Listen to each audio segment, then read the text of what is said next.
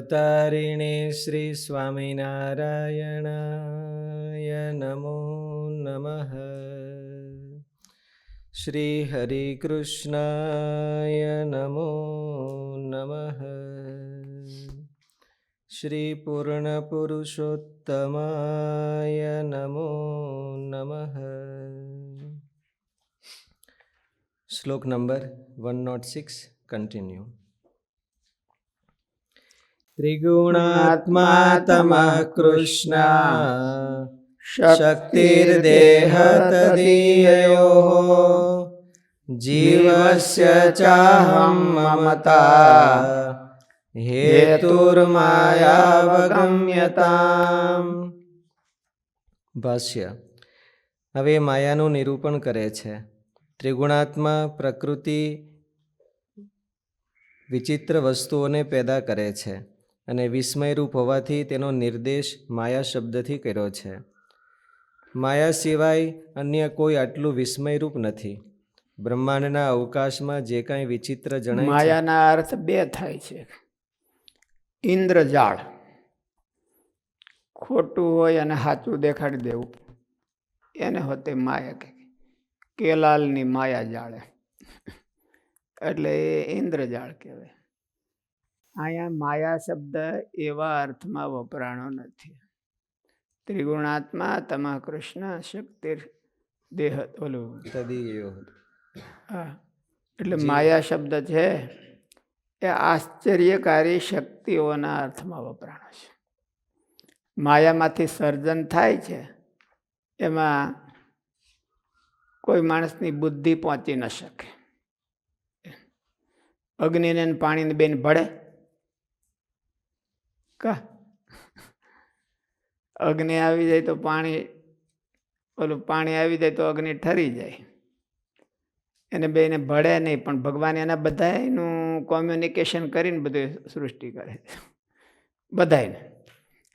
આપણી દેશી ભાષામાં કહેવાય હાંડિયા કુંડાળે નાખે.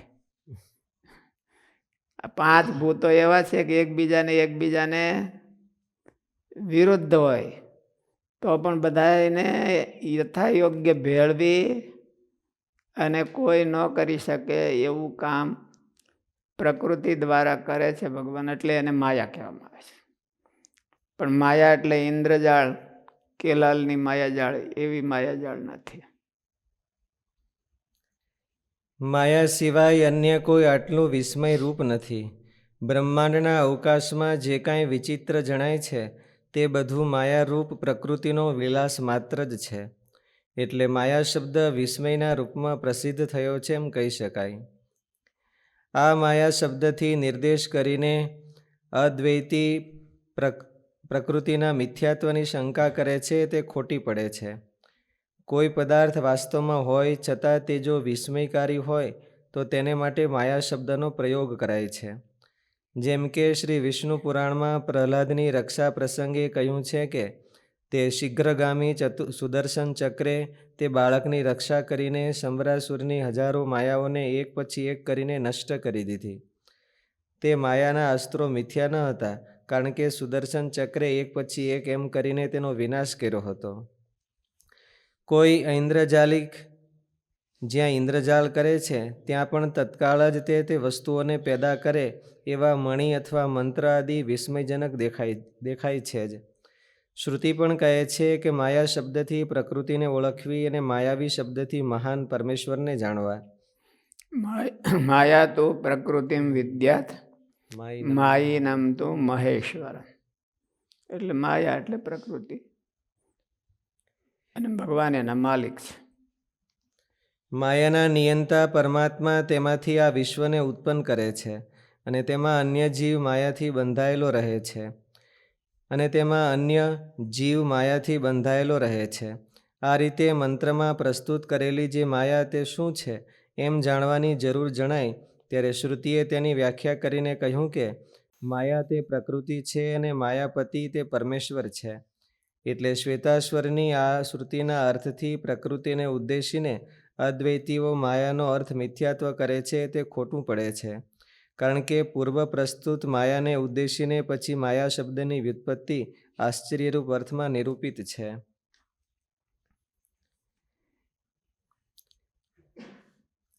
તેમાં સત્વગુણ નિર્મળ છે, તેથી પ્રકાશક અને હળવો સ્ફૂર્તિદાયક છે. માયાના 3 ગુણ છે, સત્વ, રજ અને તમ. 3 ગુણ એ માયા એવું નહીં. માયાના 3 ગુણ છે એવી મહારાજની માન્યતા છે. બેમાં હું ફેર પડ્યો? માયામાં 3 ગુણ છે એટલે એમાં બીજું ઘણું છે, પણ 3 ગુણ એ જ માયા છે તો બીજું નો આવે. 3 ગુણ એ જ માયા છે તો માયાનું મટીરિયલ એ 3 ગુણ થઈ ગયું. માયાનું જે મટીરિયલ છે એ 3 ગુણ છે એવો અર્થ થાય. પણ માયાના 3 ગુણ છે એટલે માયાનું મટીરિયલ જુદું અને એના ગુણ જુદા. એટલે મહારાજ એવું માને છે કે 3 ગુણ છે એ માયાનું મટીરિયલ નથી, પણ એના સ્વભાવ છે, એના વિલક્ષણ સ્વભાવ છે. એટલે ત્રિગુણાત્મા ત્રયો ગુણાહા યસ્યાહા સા એવો અર્થ મહારાજના મતમાં થાય. ત્રયો ગુણા એવ પ્રકૃતિ એવો અર્થ ન થાય. તેમાં સત્વગુણ નિર્મળ છે, તેથી પ્રકાશક અને હળવો સ્ફૂર્તિદાયક છે, સ્વસ્થ છે. તે જીવને હું કંઈક જાણકાર છું, સુખી છું, આવા જ્ઞાન અને સુખના બંધનથી સંસારમાં બાંધી રાખે છે. રજોગુણ તત્ર સત્વમ નિર્મલત્વાત પ્રકાશક.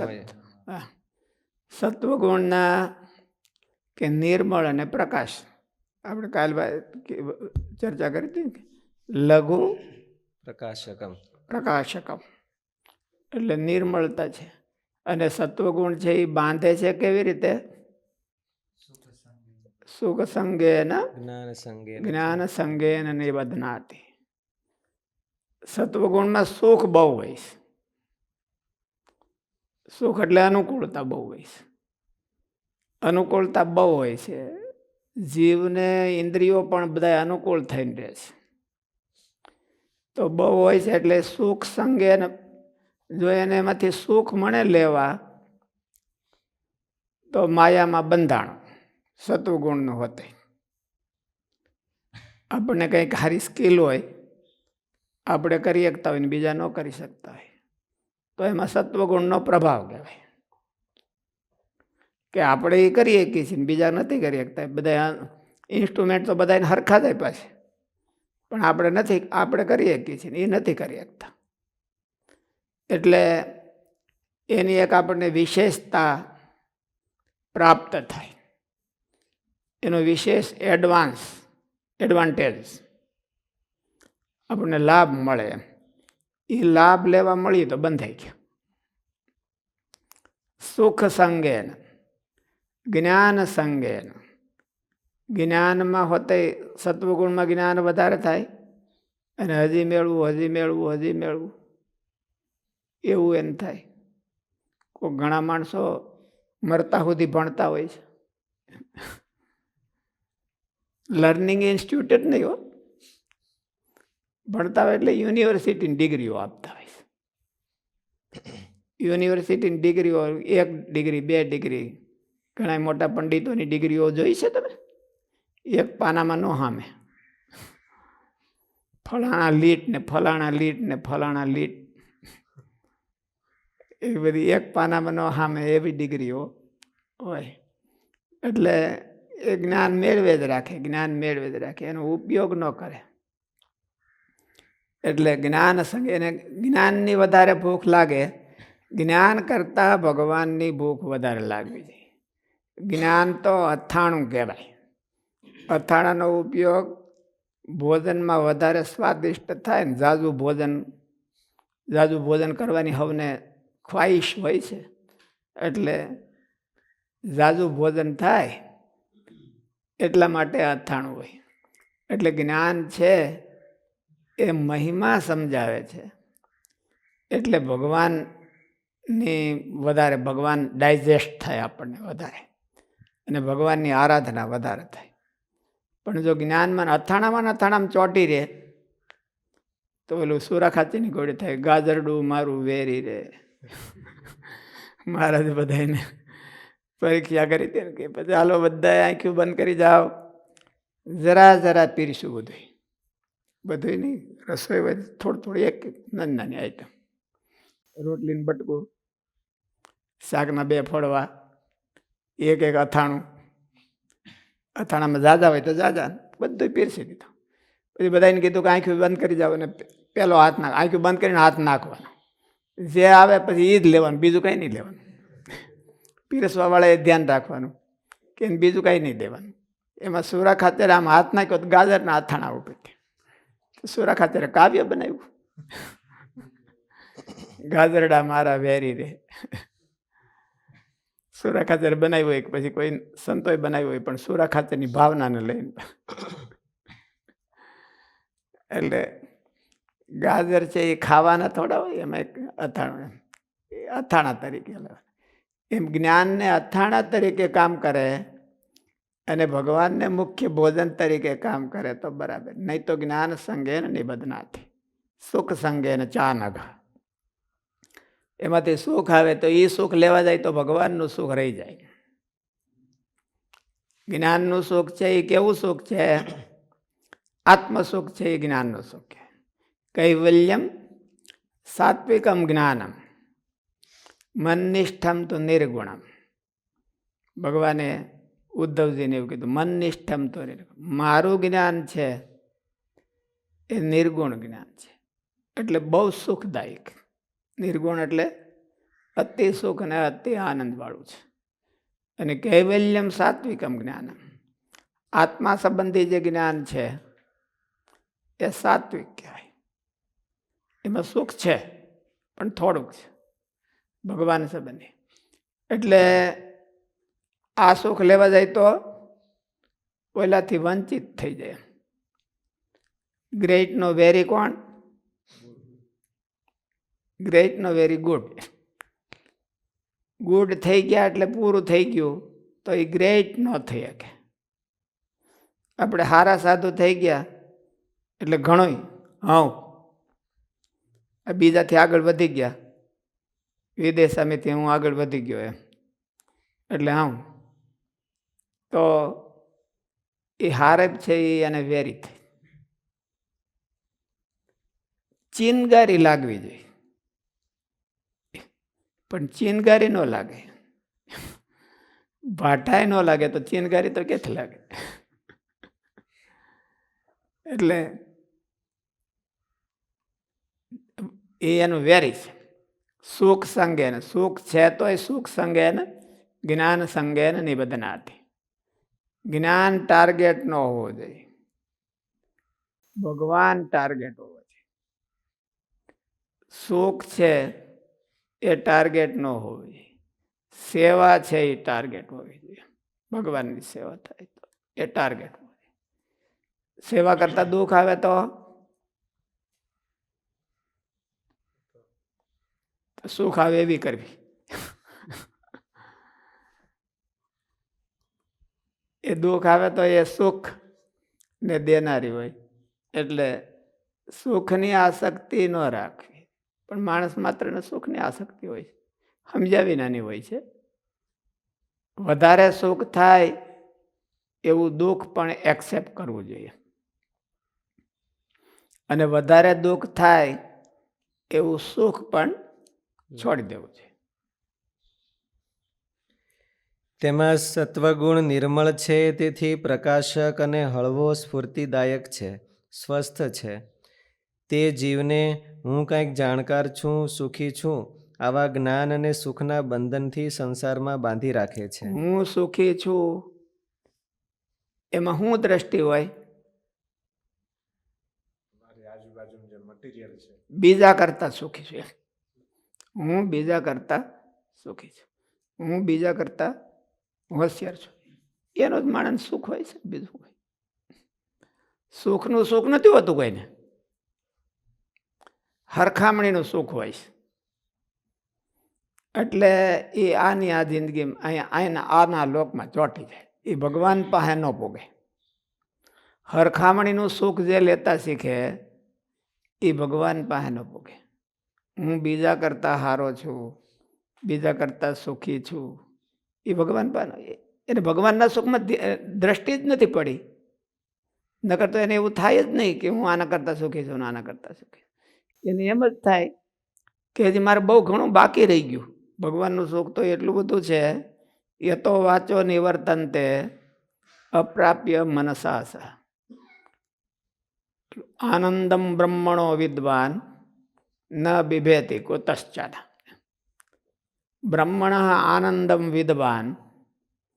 બ્રહ્મનો આનંદ જો એકવાર ચાખી જાય તો એ કોઈથી ડરે નહીં, અને એ કોઈમાં લોભાય નહીં, એ કોઈની પોતાની અરે હરખામણી ન કરે, એ ભાગવા મળે.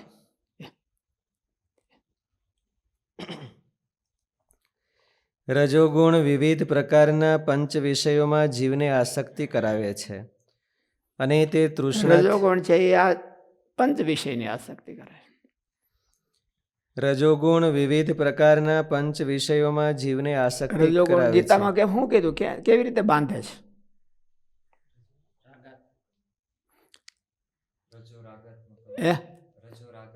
વિદ્ધિ કર્મ સંગે ને બાદ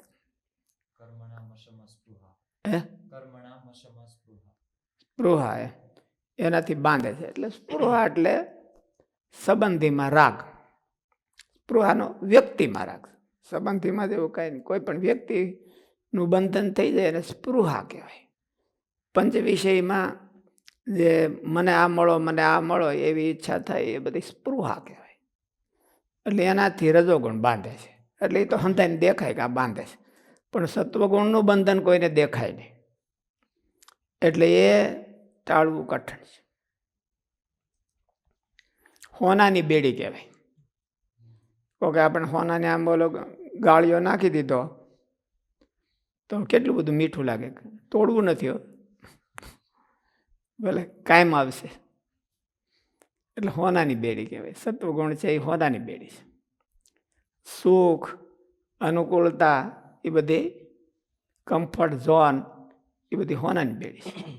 આપણે માંડ કમ્ફર્ટ ઝોન 5-10 વર્ષ કરી રહી, અને પછી કોઈક આપણો કાન ચાલે હાલો અહીંથી અહીં, તો બધું કેવું થાય?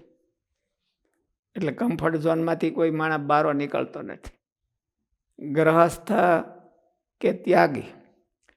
ગ્રહસ્થ હોય અને આપણે એને કહીએ કે ભાઈ હાલો તમે સમર્પિત થઈ જાઓ, તો બધી વાતની અનુકૂળતા હોય તો એ શું કરવાનું આવે? એના કરતાં તો અહીં વધારે સુખ હોય તો કમ્ફર્ટ ઝોન થઈ ગયો. કે બધા છોકરો મને સાંજે બોલાવે છે, ઘરવાળા 3 ટાઈમ બોલાવે છે, ઓલા આમ કરે છે, ઓલા આમ કરે છે, ઓલા આમ કરે છે ઘરમાં.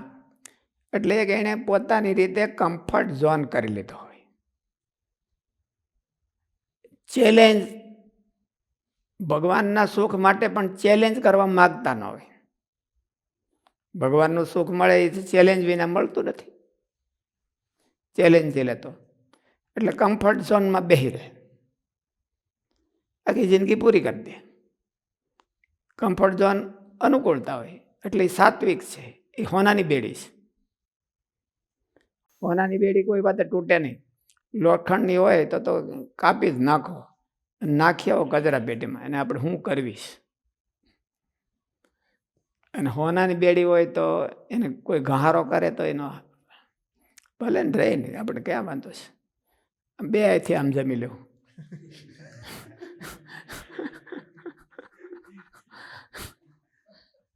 સવાલ તો એટલો જ છે.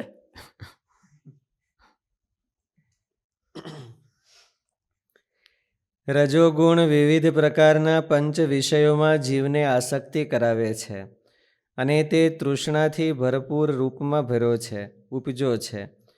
કર્મમાં અનેક પ્રકારની કામ ધંધાની પ્રવૃત્તિઓ કરાવીને જીવને સંસારમાં બાંધી રાખે છે.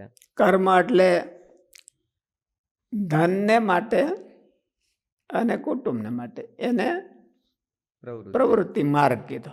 એમાં રજોગુણ બાંધે છે. તમોગુણ તો અજ્ઞાનથી ઉપજો છે. પ્રાણી માત્રને તે મોહ પેદા કરે છે. તે જીવને પ્રમાદ, આળસ અને નિદ્રા આદિના બંધનથી પ્રમાદ આલસ્ય સંગેન નિબધ્નાતિ. પ્રમાદ ઊભો કરીને, પ્રમાદ બહુ સારો લાગે અને ગલગલિયા થાય. પડ્યા હોય તો મજા આવે છે, ઠીક છે, એકાદ કલાક ખેંચી લઈ તોય, કાંઈ ન કરીએ તોય મજા આવે છે, ભલે ને આટા મારીએ તોય. એટલે પ્રમાદ અને આળસ ઊભા કરી અને તમોગુણ છે એ બંધન કરે છે. એ બહુ કઠણ છે. માલિપાથી આળસ જાવી, બધું વાનું હરખું હોય, શરીર હરખું હોય, બુદ્ધિ હરખી હોય, ભગવાને બધા ઇન્સ્ટ્રુમેન્ટ હરખા આપ્યા હોય, અને તોય પ્રોડક્શન ન કરીએ એને પ્રમાદ કહેવાય અને આળસ કહેવાય. બધા મશીન હાલે તો પ્રોડક્શન નીકળવું જોઈએ ને, હરખું મશીન હોય તો. અને પ્રોડક્શન નહીં કરવાનું, એમણે સાચવી રાખવાના. સારું મશીન છે, સારી ગાડી છે, મર્સિડીઝ ગાડી લીધી હોય તો એને પોતું જ કરી રાખવાનું, નકરું પોતું કરી રાખવાનું. વ્હીલમાં ક્યાંય ગાળો ન ચોંટવો જોઈએ. વ્હીલમાં હોતે હો, બોડીમાં તો ઠીક છે, પણ વ્હીલમાં ક્યાંય ગારો ન ચોંટવો જોઈએ, તો એને આળસ પ્રમાદ કહેવાય. ભગવાને બધી શક્તિ આપી દીધી હોય, અંતઃકરણ થિંકિંગ કરી શકે એવું હોય, બોડી છે એ કામ કરી શકે એવું હોય, વધારે બધું પ્રોડક્શન કરી શકે એવું હોય, અને પ્રોડક્શન ઝીરો, એને કહેવાય આળસ ને પ્રમાદ. પ્રમાદમાં તો માઇનસ હોય, માઇનસ પ્રોડક્શન. કરવાનું હોય ન કરે, ન કરવાનું હોય કરે એટલે માઇનસમાં વ્યો જાય. આળસ એટલે પ્રોડક્શન ઝીરો. આપણી કાંઈ કોઈ પ્રોડક્શન જ નહીં, ફળ જ નહીં, તો એને તમોગુણ કહેવાય. એ હૂતો ન હોય તોય, એ હૂતો નહીં. એટલે ગીતામાં ભગવાને શું કીધું? મા સંગોસ્તુ અકર્મણી. અકર્મણી. તું તમોગુણમાં ખૂતી જાતો નહીં. કાંઈ ન કરી, ખાઈ પી અને જીવીએ, એ તમોગુણ કહેવાય. ખાઈ પીને જીવવાનો એક સિદ્ધાંત હોય છે. જેમ માણસોને સિદ્ધાંત હોય છે, સત્યને વરેલા હોય. કોઈ ગાંધીજી સત્યને વરેલા હતા, અને નરેન્દ્ર મોદી ભારતને વરેલા છે. એમ ઘણાના જીવન છે એ ખાઈ પીને જીવવાના વરેલા હોય. 3 ટાઈમ વ્યવસ્થા ક્યાં થાય છે એ કરી લેવાની, અને 2 ટાઈમ ટોયલેટની વ્યવસ્થા કરી લેવાની, પૂરું થઈ ગયું. ખાઈ પીને જીવવાના. પ્રોડક્શન કાંઈક થવું જોઈએ જીવનમાં, કાંઈક એચિવમેન્ટ કાંઈ નહીં, અને ફરવાનું જાજો, ઉદ્યમ જાજો, એચિવમેન્ટ કાંઈ નહીં, પ્રોડક્શન કાંઈ નહીં. બીજા કરતાં ઝાઝા આટા મારી આવે, ઝાઝો ઉદ્યમ કરે, ઝાઝો પરિશ્રમ કરે, પણ રિઝલ્ટ આવવું જોઈએ. રિઝલ્ટ ઓરિએન્ટેડ હોય. જ્યાં સુધી રિઝલ્ટ ઓરિએન્ટેડ ન થાય ત્યાં સુધી પ્રમાદમાં ખપી. હું કેટલી મહેનત કરું છું, આપણે કે મારી મહેનત આમ જ જોવો, પણ આપણે મહેનત આમ જોવાની ટેવ નથી. આપણે તો શું છે, પ્રોડક્શન શું તમારું, રિઝલ્ટ શું લાવ્યા, માઇનસ લાવ્યા કે પછી પ્લસ લાવ્યા. અમે મહેનત ખૂબ કરીએ છીએ, અમે મહેનત ખૂબ કરીએ છીએ, તો મહેનત કરવાના એની મહત્તા છે. મહેનત કરવાની મહત્તા એટલી નથી, ન કરતા હોય એના કરતા સારા કહેવાય. પણ મહેનત કરવાની મહત્તા નથી. મહેનત કરીને એ કેટલી સક્સેસ જાય છે એટલી. ગ્રહસ્થને તો પ્રારબ્ધ નડતું હોય. કોઈ એમ કે કોઈ બિલિયોનર થવા એ ટ્રાય કરતા હોય તો એને પ્રારબ્ધ ન થવા દેતું હોય. સાધુઓને તો એવું કંઈ હોય નહીં. એટલે એને એક જ હોય, પ્રમાદને વરેલા હોય અને આળસને વરેલા હોય, એ બે હોય. એટલે એમ કીધું હોય આપણે એને કે તમે તો તામસી છો, તો એને કે એટલું બધું વહમું લાગી જાય. પણ તમારું કાંઈ રિઝલ્ટ આવતું નથી તો એનો અર્થ તો એવો જ થયો. તમારું કાંઈ રિઝલ્ટ આવતું નથી, તમે છો એવા ને એવા છો. એમ એક રેણીએ રહ્યો છો, એની એક રેણી કહેવાય ને, કાંઈ બદલે જ નહીં. આખી જિંદગી કાંઈ બદલે જ નહીં, એક રેણી કહેવાય. અને એક રેણીએ રહેવું એ ગુણાતીતાન સામે દુર્લભ કીધું છે.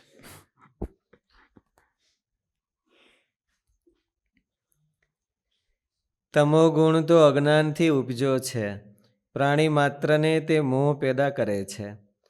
તે જીવને પ્રમાદ, આળસ અને નિદ્રા આદિના બંધનથી જગતમાં બાંધી લે છે. મોહ ઊભો કરે છે, કમ્ફર્ટ ઝોનનો મોહ. મોહનો અર્થ શું થાય? એક મૂકીને બીજામાં જવું હોય તો જાય નહીં. એક ડિગ્રી મૂકીને બીજા ડિગ્રીમાં જવું હોય અપ તો જાય નહીં. આ જ છે બરાબર. હું છું કે કમ્ફર્ટ ઝોન ગોઠવાઈ ગયો છે, એટલે નીકળે નહીં બહાર કોઈ.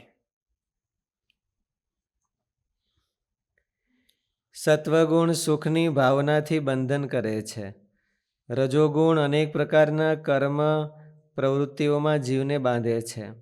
અને તમોગુણ તો જીવ લાલચી પ્રવૃત્તિ ખાલી નહીં, પણ લાલચી પ્રવૃત્તિમાં બાંધે છે.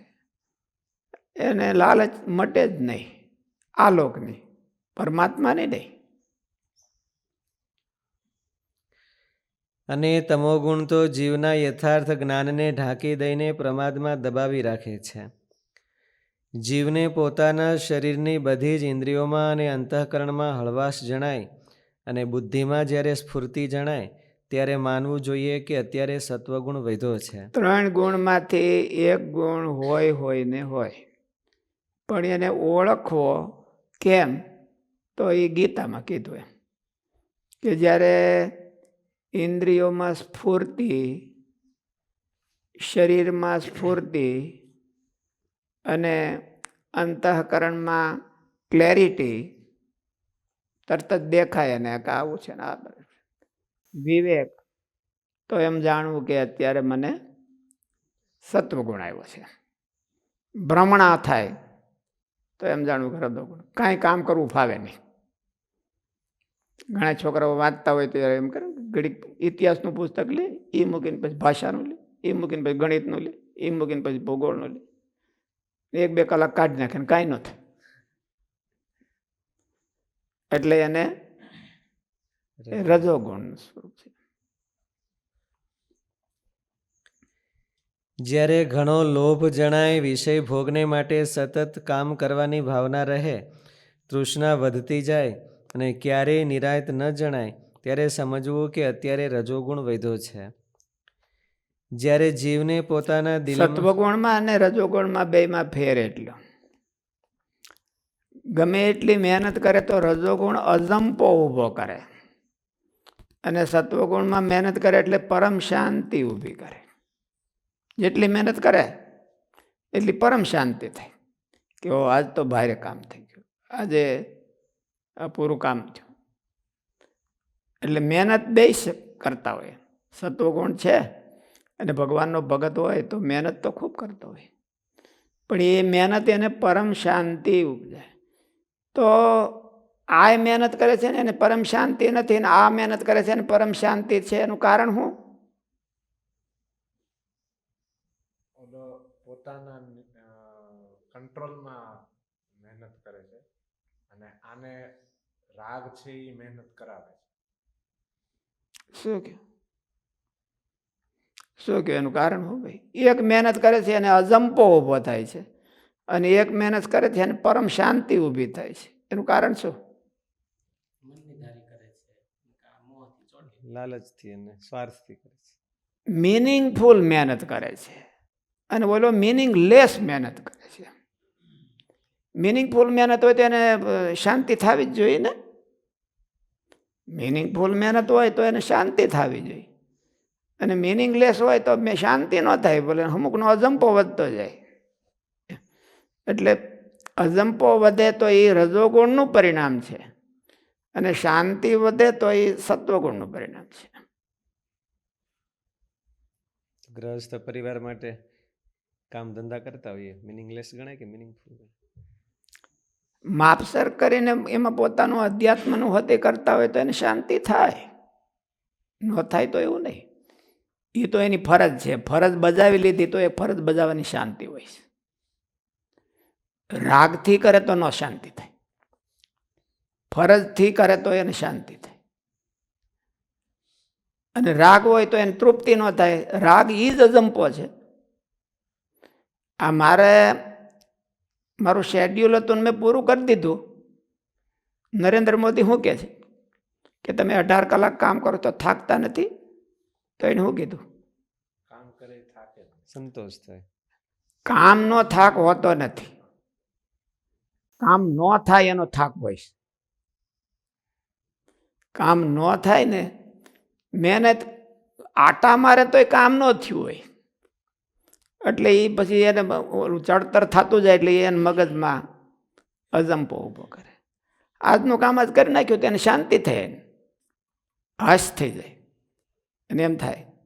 એટલે પોતાની રિસ્પોન્સિબિલિટી પૂરી કરી દે સારી મહેનત કરીને તો એને શાંતિ થાય.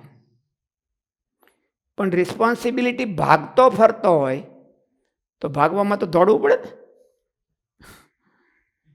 રિસ્પોન્સિબિલિટીથી ભાગતો જ ફરતો હોય એને અજંપો રે હાંજ સુધી મહેનત કરે તો પણ એ મહેનત બહુ કરતો હોય, પણ જ્યાં કરવાની હોય ને ન કરતો હોય, ન કરવાની હોય ત્યાં ડબલ કરતો હોય, એટલે રિઝલ્ટ આવવાનું ન હોય. એટલે એ પ્રોપર મહેનત ન કહેવાય. ઋષિ સ્વામીનો પ્રશ્ન છે કે આપણે ભગવાનના માર્ગમાં આગળ જવા માટે કંઈક મહેનત કરતા હોઈએ, પણ જોઈએ તેવું રિઝલ્ટ ન આવતું હોય તો તેને શું કરવું? ગાઈડન્સ લેવું. જેને રિઝલ્ટ આવ્યું હોય એની પાસેથી ગાઈડન્સ લેવું, શાસ્ત્રોનું ગાઈડન્સ લેવું, શાસ્ત્રને મેચિંગ કરવું. ખાલી મહેનત કરવા ખાતર નહીં કરવાની, પણ જે સફળ માણસો હોય એનો અર્થ તેવો છે રોલ મોડેલ કરવાના. એનું મિનિંગ શું? એમાંથી ગાઈડન્સ મળે ને એની જેમ કરવું. એ ગાડરિયો પ્રવાહ ન કહેવાય, એ તો વીરતા કહેવાય. હારા માણસો ગાંધીજીનો ફોલો કરવું એ તો વીરતા કહેવાય. બીજા એવા બધા માણસો હોય અને એને ફોલો કરવું કાંઈ વિવેક વિનાનું, એ ગાડરિયો પ્રવાહ કહેવાય. એટલે આપણી મહેનતનું રિઝલ્ટ ન આવતું હોય તો એને એ થિંકિંગ કરવું જોઈએ કેમ રિઝલ્ટ નથી આવતું. મહેનત કરે તો અવશ્ય રિઝલ્ટ આવવું જ જોઈએ. નહીં કલ્યાણ કૃત કશ્ચિત દુર્ગતિમ તાત ગચ્છતિ. એની મહેનત કોઈ નિષ્ફળ જાય જ નહીં. ભગવાનનો માર્ગ તો એવો છે કે એને મહેનત નિષ્ફળ જાય જ નહીં કોઈ દિવસ. એક ને એક બે જેવી, એક કર્યું એટલે એને ફળ ભગવાન તરત જ આપી દે, મોડુંથી આપે એવું નહીં. એટલે છતાંય મહેનત નથી સફળ થતી તો એને પહેલાં તો વિચારવું જોઈએ કે ભાઈ મારે શું ખામી રહે છે. કંઈક ખામી હોય તો રિઝલ્ટ ન આવે એનો અર્થ એવો છે ખામી છે કંઈક, કે મારે કેમ શું ખામી આવે છે. બીજાને પૂછવું નિર્માની થઈને કે આમાં રિઝલ્ટ લાવવું હોય તો મારે શું કરવું જોઈએ, એવું પૂછવું અને ફોલો કરવું જોઈએ તો રિઝલ્ટ આવે. મહેનત કરે ન આવે, ભગવાનને ઘેરે તો અંધારું છે જ નહીં. ભગવાન તો રિઝલ્ટ આપી જ છે. જ્યારે ઘણો લોભ જણાય, વિષય ભોગને માટે સતત કામ કરવાની ભાવના રહે, તૃષ્ણા વધતી જાય અને ક્યારેય નિરાંત ન જણાય, ત્યારે સમજવું કે અત્યારે રજોગુણ વધ્યો છે.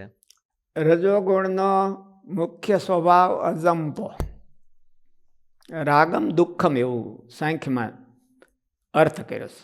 રાગમ દુઃખમ. રાગ છે એ દુઃખ, ઉલટો એટલી મહેનત કર્યા પછી એને દુઃખ વધારે, અજંપો વધારે, અજંપો એટલે દુઃખ થાય, એની શાંતિ ન થાય. એને એમ થાય કે આ ન કર્યું હોત ને આ કર્યું હોત તો સારું હતું. અને સત્વગુણી હોય એની મહેનત કરતો હોય તો એને એમ થયું કે આજે તો કામ કાઢી લીધું, આજે આપણું આ પૂરું થઈ ગયું. એટલે એટલો જ બેમાં ડિફરન્સ હોય છે. સેવાની જે ક્રિયાઓ હોય એ બધી જ ક્રિયાઓ સત્વગુણથી જ થાય છે કે રજોગુણ ને તમોગુણના માધ્યમથી હોતા? સેવા છે એ તો ધૂધુબાજ માર્ગ છે. એટલે એમાં રજોગુણ, તમોગુણ એ બધું હોય. કોકને ધખવું પડ્યું હોય સેવાને લઈને તો એ સત્વગુણ થોડો કહેવાય. ધકવું પડ્યું હોય, ક્રોધ કરવો પડ્યો હોય તો એને તમોગુણ આવે જ. તમોગુણ આવે તો પણ એને અશાંતિ ન થાય જો એને આવડે. એ તો ખૂબી છે. યોગ કર્મસુ કૌશલમ, એમાં કર્મની સ્કિલ કીધી છે. યોગ છે એ સ્કિલ છે. જીવન જીને કી કલા, એવું બધા વાતો કરતા હોય છે. જીવન જીને કી કલા, તો કલાનો અર્થ શું? સ્કિલ. સ્કિલ હોવી જોઈએ. જે બીજાની બુદ્ધિમાં આમ આવે નહીં ત્યારે કલા કહેવાય. બીજાની બુદ્ધિમાં આવે તો સાયન્સ કહેવાય. બીજાની બુદ્ધિમાં આવે એક ને એક બે. ન્યૂટને સૂત્ર ગોતી કાઢ્યું કે આમ કરે આમ થાય, એટલે એટલે એક ને એક બે તો એને સાયન્સ કહેવાય. પણ કોઈક તબલા વગાડતો હોય કે તાને તબલા હારા ફાવે છે, હું વગાડું તો ઢબ ઢબ થાય છે. એમાં બુદ્ધિ કોકની જ પોગે, બધાને ન પોગે, ઢબાક ઢબાક જ થાય. એટલે એને તો કલા કહેવાય. કલાને બુદ્ધિથી માપી ન શકે કોઈ. કલાકારોને બધા, એટલે કલાકારો જો ને મૂડી હોય ને બધા, બીજા બધા કેમ ન કરે.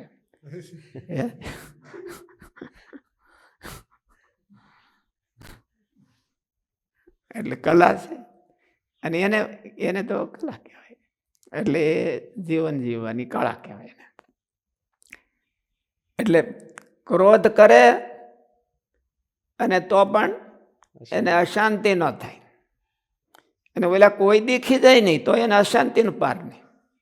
કોઈ દીખી જાય નહીં. અને જેમ જેમ ન ખીજાય એમ અશાંતિ થાય.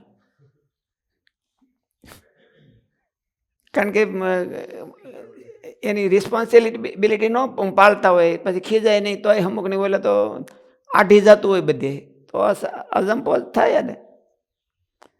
એટલે કળા છે. એટલા માટે ભગવાને ગીતામાં એવું કીધું કે યોગ કર્મસુ કૌશલમ. બેઠો બેઠો ઓલો આમ કહું ફૂફાડા મારે તો એ કઈ એને કુશળતા ન કીધી. એમ અનુલોમ વિલોમ કરે એમ તો એને કુશળતા નથી કીધી. કુશળતા કોને કીધી? કર્મસુ યત યોગ તદેવ કૌશલમ. કર્મ એવી રીતે કરો પરમ શાંતિ થાય, ભગવાન રાજી થાય. ઓલું ગીતાના બીજા અધ્યાયનો છેલ્લો શ્લોક શું છે?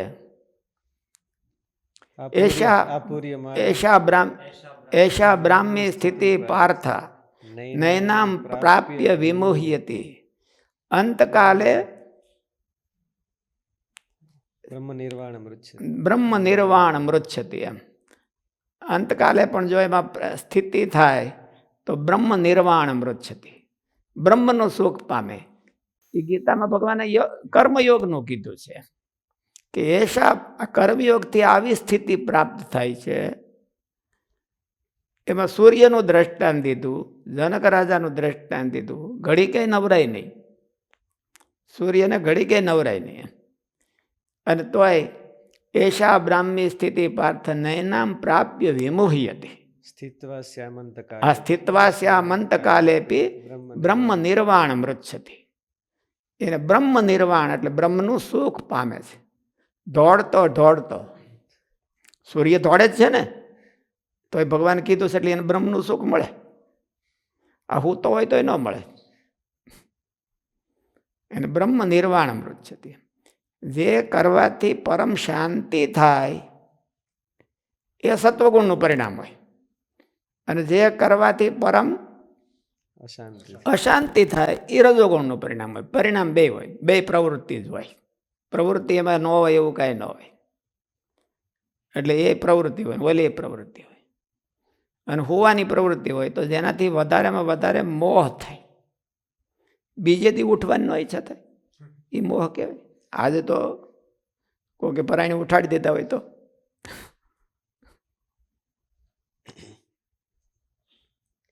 બીજે દી કરવાની ઈચ્છા ન થાય, એ પ્રમાદ કહેવાય. કોઈક આપણે કાન પકડીને જોડે તો એ ઈચ્છા ન થાય, તો એ પ્રમાદ કહેવાય. પછી ભગવાને એમ કીધું ફળની ઈચ્છા ન રાખે, અને અહીંયા પરિણામ ઉપર શાંતિ અશાંતિનો નિર્ણય હોય તો બેનું બેલેન્સ કઈ રીતે કરવું? ફળની ઈચ્છા ન રાખવી, ભગવાને કીધું કે પોતાના પ્રાઇવેટ ફળની ઈચ્છા નહીં રાખવાની. રિઝલ્ટ ન લાવવું એવું નથી એનો અર્થ, કે રિઝલ્ટ કાંઈ લાવવું નહીં, મહેનત કરી રાખવાની. પંખો છે એ ફરતો હોય, પણ 2 દી ફરે તમે કેટલું હાલ્યા તો કેટલું હાલે, યુનિટ હાલે, બિલ હાલે, પંખો ન હાલે. એટલે એની હારે ગતિ હોતી હોવી જોઈએ, દિશા હોતી હોવી જોઈએ, કે આ દિશામાં મારે હાલવું છે. તમે શું કીધું?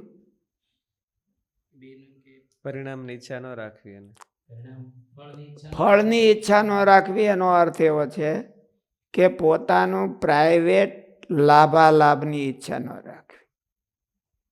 મારું હું એમ કે મારું હું, એમ આપણે સાદી ભાષામાં તો એમ કહી કે બે આ તમે, હું આ તમારું કામ કરું તો એમાં મારું હું, મારા કેટલા પર્સન્ટેજ. બધા વેપારીઓ હોશિયાર હોય. ઓલે આપણને કોઈક લઈ ગયો હોય કાપડની દુકાને, તો એક જણો તો ઓલાને એ હાન કરી દે, આમ કે મારો અડધો ટકો રાખજે, મારું હું એમ. તને એટલું બધું બિઝનેસ અપાવું છું તો મારું. કડિયા મિસ્ત્રી કંઈક માલ લેવા આપણી હારે આવ્યા હોય, કાપડના વેપારી હોય આપણી હારે બીજાની દુકાને આવ્યા હોય, તો એ તરત જ વાતો કરતા કરતા મારું શું કરી લે. એટલે આપણે એવું કામ કરતા કરતા મારું હું ન કરી લેવું. આપણે સેવા કરતા હોઈએ એમાં મારું હું એવું ન કરી લેવું એમ. એટલું જ ભગવાને કીધું છે કે માં ફલે શું કાદા છે. ભગવાન સંબંધી ક્રિયાના પરિણામ રૂપે જે સફળતા આવે ને એમાં જે અજંપો થાય તો એમાં આપણી કલા ન વાપરી હોય એનો અર્થ. ભગવાન સંબંધી સફળતા મળી પણ આપણને અજંપો થયો એમ તમે કહો છો ને, અસફળતા મળી. તો એ અસફળતા છે એ સત્વગુણની નથી. એ તો આપણે અસફળતા ત્યારે જ મળી હોય કે કાંઈક પ્રોસિજરમાં, એફર્ટમાં આપણે કાંઈક મિસ થયા હોય.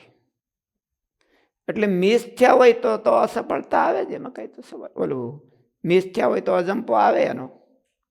એટલે એટલું ધ્યાન એટલું રાખવાનું બીજી વાર મિસ ન થઈ. ભગવાનનું કાર્ય છે એટલે બધું હોનાનું થઈ ગયું એવું ન હોય. અને હોનાનું થઈ ગયું એટલે બધું કંઈ એમાં કાંઈ ઓલું એક્શન રિએક્શન ન આવે એવું કાંઈ ન હોય. એક્શન રિએક્શન ન આવે, એક્શન રિએક્શન આવે એ પોતાની ખામી કહેવાય. અને તોય ભગવાનનું કાર્ય તો હોનાનું જ છે. એ આ લોકની એક્શન રિએક્શન આવે તો એટલું સહન કરી લેવું. એમાં ભગવાને એવું કીધું કે તાન તિતિક્ષસ્વ ભારત, આગમાં પાયનો નિત્યા તાન તિતિક્ષસ્વ ભારત. તમે ભગવાનની સેવા કરો છો તો તમને કાંઈ અજંપો ન થાય એવું લખી ન દેવાય, થાય. કારણ કે ગુણાતીતાનંદ સ્વામીની વાતોમાં લખ્યું કે મહારાજને હોતે દુઃખ આવતા, મહારાજને હોતે દુઃખ આવતા એમ. આ લોક જ એવો છે, ઠોટે મારીને મોઢું રાતું રાખીશ. ખુદ ભગવાનને દુઃખ આવતા, ખુદ શ્રી કૃષ્ણને દુઃખ આવતા, ખુદ રામ ભગવાનને તો વનમાં ભટક્યા, તો એ ભગવાનને દુઃખતા આવતા. એટલે ભગવાન એમ કે આગમાં પાય એનો નિત્ય તાન તિતિક્ષ સ્વભારત, તું મારો શરણ થા. એટલે હું એવી શરત નથી કરતો કે તને કાંઈ નહીં થાય, તને માખી કે મચ્છર કાંઈ નહીં કરડે, ને તું જ્યાં ભાઈ મચ્છરમાં જઈને બે તો એ તો ચોટી પડવાના. એના માટે મચ્છરદાનીની વ્યવસ્થા રાખજે. એટલે આપણે ભગવાનના ભગત થઈને આખો દી આપણે બરોબર ને એમ ધૂતકારી મારીને સેવા કરી હોય, અને પછી આપણે એમ કહીએ કે મને મચ્છર કેમ કરડે, હું ભગવાનનું કામ કરું તો એ તો કરડે તો. એટલે એમ ધ્યાન રાખવાનું કે મચ્છરદાની હરખી તીના વિનાની, ઓલા બાકારા વિનાની રાખવાની, અને બેસી જવાનું. પાછા મચ્છરદાની બાંધવાવાળા આપણે ભક્તો બાંધે છે એવા ન રાખવા, આપણે હાથે બાંધવીએ. ભગત તો આમ પેલા ઊંચું કરીને જોઈ જવે કે બરાબર. એટલે ઓલા મચ્છર જે હોય તો એને આવવાનું એન્ટ્રી.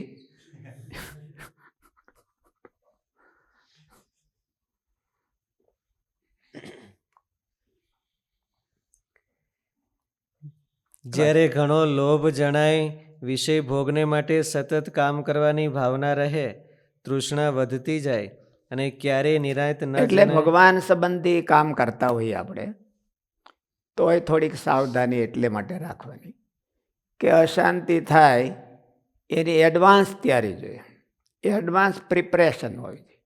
તો ન થાય, ઓછું થાય, થવાનું હોય તો ઓછું થાય. બાકી તો પ્રવૃત્તિનો સ્વભાવ એવો છે, આ લૌકિક પ્રવૃત્તિનો સ્વભાવ એવો છે કે એ થોડું ઘણું કરે, થોડું ઘણું કરે. મહારાજ કે ઓલો પ્રશ્ન આવ્યો ને કે આવી રીતે ક્રોધ કરે તો મહારાજ કે ક્રોધી તો ક્રોધ જ કહેવાય, ક્રોધી તો ક્રોધ જ કહેવાય, ઓલાને બીજાને માટે. પણ તેમાં મહારાજ એવું કીધું કે એ મૂકી કેમ એ કે બીજા બધાના બદલે એવું કીધું કે જેણે મહાફળ માન્યું છે, અનેક જીવોને ભગવાન ભજાવવાનું મહાફળ માન્યું છે, અને એને એ પ્રવૃત્તિને અંગે એને ક્યારેક આવું હોતે ઓલું જોગ થાય, ક્રોધ કરવો પડે, તોય પણ જો એ પ્રવૃત્તિ મૂકી દે તો ક્રોધ મૂકી શકાય. અને પ્રવૃત્તિ હોય ત્યાં સુધી તો એને અંગે આપણે સમજી ગયા, પણ કંઈ બીજા બધા થોડા સમજી ગયા છે, બીજા બધા થોડા સમજી ગયા છે, કઈ બીજા બધા થોડા મુક્તાનંદ સ્વામી હોય ને બધા પર્વતભાઈ હોય, એ તો બધા જેમના તેમજ સ્વભાવના ઘર હોય, અને એની પાસેથી આપણે કામ લેવાનું. એટલે એના સ્વભાવ આપણને ટચ તો થાય ને, ટચ પોઈન્ટ બધા થાય ને આપણને, એને અડીએ એટલે એ તો થાય. એ ઓછું કરવું કેમ કરવું એની એડવાન્સ તૈયારી કરવાની, એડવાન્સ પ્રિપરેશન કરવાની. ભગવાનની સેવા સંબંધી પ્રવૃત્તિ હોય એમાં જે અસફળતા છે એ મેથડના મિસિંગના આધારે વધારે આવે કે ઇન્ટેન્શનના, ખોટો ઇન્ટેન્શન હોય એના આધારે આવે? ખોટો ઇન્ટેન્શન હોય એ તો લગભગ સફળ જ થતા હોય, એ તો મોટે ભાગે સફળ જ કહેવાય ને. ખોટું થાય તો જ સફળ એને કહેવાય. ખોટો ઇન્ટેન્શન હોય તો પણ અસફળતા મળે, તો પણ એને માટે અસફળતા ન કહેવાય, એમ માલિકને માટે અસફળતા કહેવાય. મોટી કંપની હોય ને એનો ઓલો CEO હોય અને એના ઓલા નીચેના માણસોનો કોઈનો બદ ઇરાદો હોય તો અસફળતા કોને માટે ગણાય? માલિકને માટે ગણાય. ઓલાને માટે ક્યાં અસફળતા છે? એને અસફળતા નથી. એટલે અસફળતા વ્યક્તિ સાપેક્ષ કહેવાય ને, વ્યક્તિ સાપેક્ષ. પણ આપણે ભગવાનનું કામ કરતા હોઈએ કે ભગવાનની સેવા માનીને કરતા હોઈએ, એમાં અસફળતા આપણને મળી હોય આપણા હિસાબે, તો કાં તો આપણી ગાફલાઈ હોય, કાં જેટલો પુરુષાર્થ નાખવો જોઈએ એટલો ન થયો હોય, અને કાં પ્રોસિજર હરખી ન હોય, એ કાંઈક વાંધો હોય.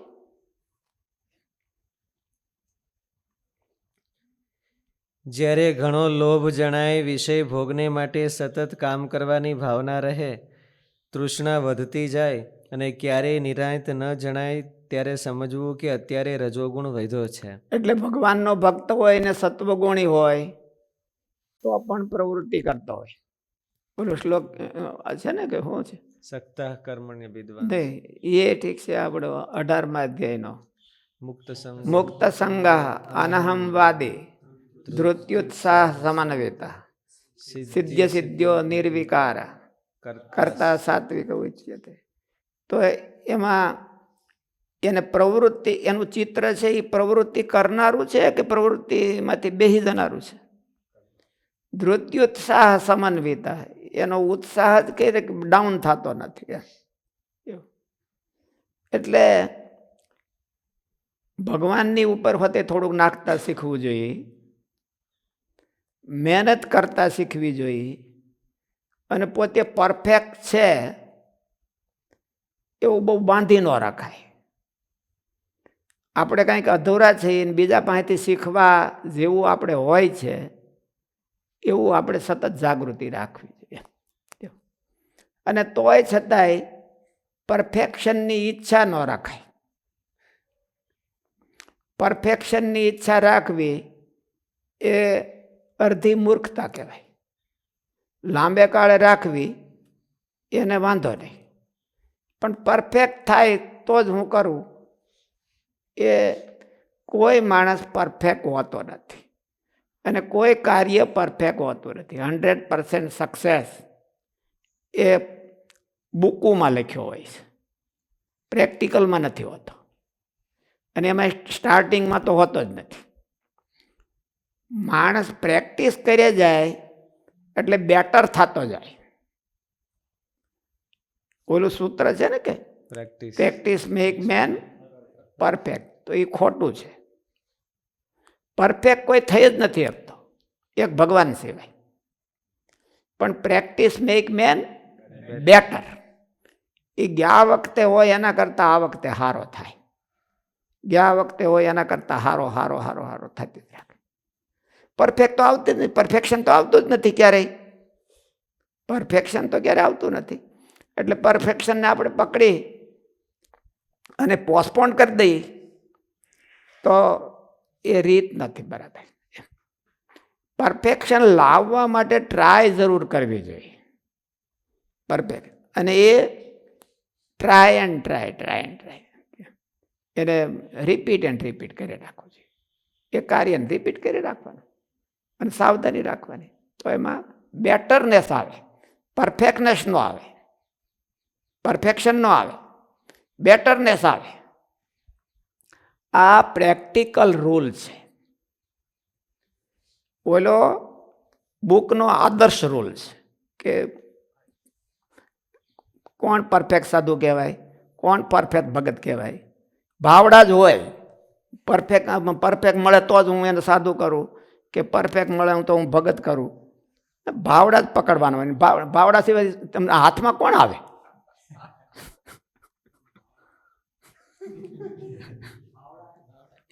ભાવડા નામનું પ્રાણી થાય અને સેમ આપણા જેવું હોય.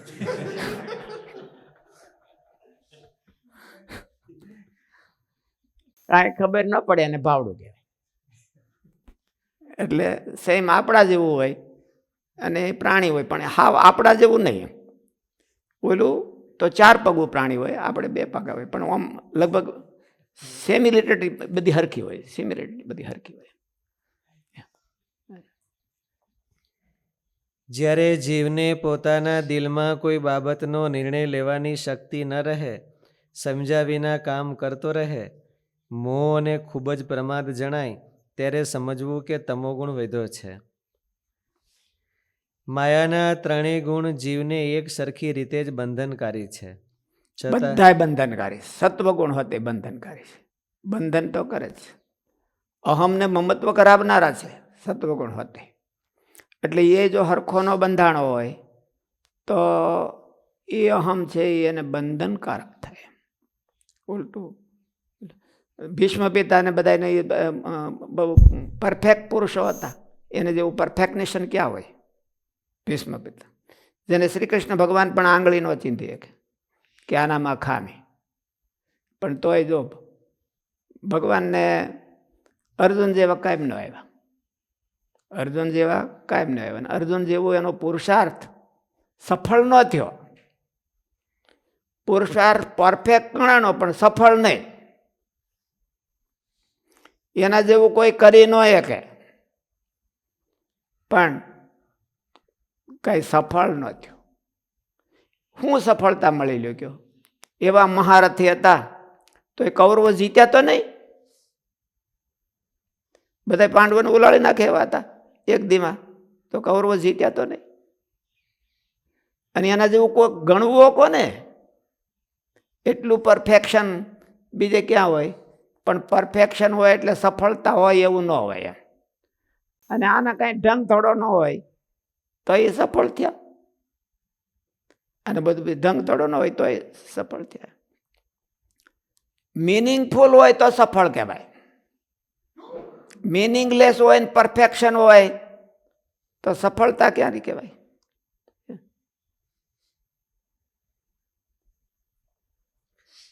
જ્યારે જીવને પોતાના દિલમાં કોઈ બાબતનો નિર્ણય લેવાની શક્તિ ન રહે, સમજ્યા વિના કામ કરતો રહે, મોહ અને ખૂબ જ પ્રમાદ જણાય, ત્યારે સમજવું કે તમોગુણ વધ્યો છે. માયાના ત્રણેય ગુણ જીવને એક સરખી રીતે જ બંધનકારી છે. બધા એક હરખા બંધન કરે છે. સત્વગુણ હોતે બંધન કરે છે, અને રજોગુણ ને તમોગુણ બધા બંધન કરે છે. ગીતામાં ત્રણેય વાત કીધા ને, સુખ સંગે ને જ્ઞાન સંગે ને. સત્વગુણ છે એ સુખ સંગથી અને જ્ઞાન સંગથી બાંધે. ધ્યાન ન રાખે તો ફેર એટલો કે સત્વગુણી જો થોડોક અંતરદ્રષ્ટિ કરે તો એને પોતાનું બંધન દેખાય. રજોગુણ વાળાને અને તમોગુણ વાળાને પોતાનું બંધન દેખાય નહીં, અને છૂટવું એ કઠણ. આમ તો જો કે છૂટવું આ સત્વગુણ નહીં, કઠણ જ હોય છે, એ બહુ કઠણ હોય છે.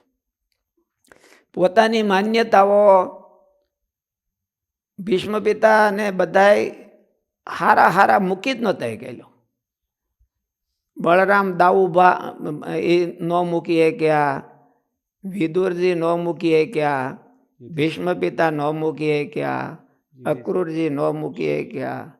પણ મહારથીઓ હતા અને પરફેક્ટની સીમા હતી.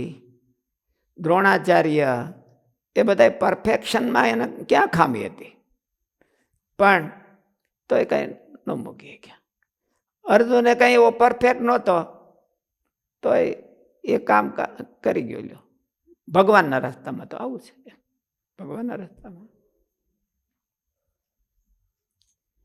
એટલે ત્રણેય ગુણ છે એ બંધન કરનારા છે, ત્રણેય ગુણ.